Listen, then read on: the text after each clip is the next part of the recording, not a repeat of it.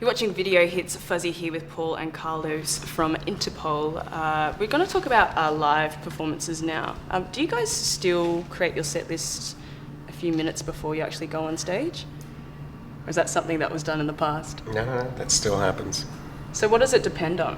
What does your set list depend on? Daniel's mood. Oh, it's all about Daniel. It's always all about Daniel. What? I mean, and there's also it's just really boils down to pacing of the set. Okay. You know, kind of balancing playing material from all three records and then just having a good flow. You know, in the same way that you sequence a record, you sequence a show so that it has a kind of a beginning, middle, and end. Mm. Is there always an encore? There always has been. When maybe would not you in the very deny an beginning. encore? I mean, if the audience was crap, we would deny an encore.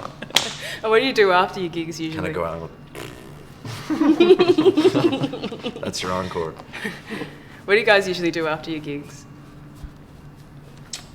Get wasted.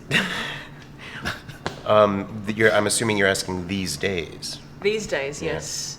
Have things changed? Since the past, I would certainly reckon yes. Mm-hmm.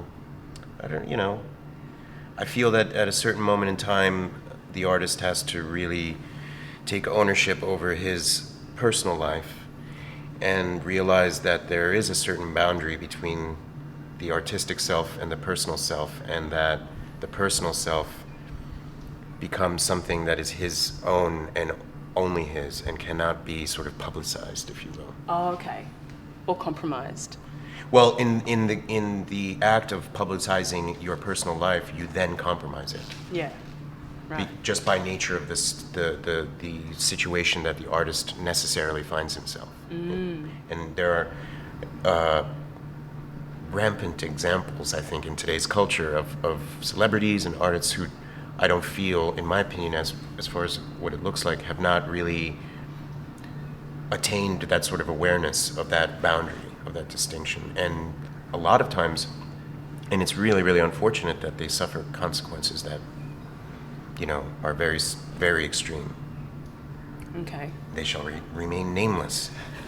I So- think also I think probably most bands that have any kind of longevity, they go through the same sort of arc where in the beginning, you know, the show, a gig is kind of like, you know, you're moving upwards in intensity, and then after the gig, the intensity keeps going. Like you rage after the show, and sort of you don't reach your peak until like 2 a.m, just getting super tanked, you know. And I think that's sort of part of like an early band life. That's sort of, you know, that's what you do. And then I think as you mature, you kind of realize that maybe in terms of priorities, maybe it's better to peak on the stage. And then, you know, like that's where if you don't save anything for the party, you kind of like, that's where you should get it all out. And so I think some bands like a little later in their career, they find that after shows is sort of unwinding rather Yeah. than like, let's go rage. Because, you know, you try and give it all on the stage. Keep the heart healthy? Is that I what was it is, burping. Carlos? I was belching, actually. Oh, okay.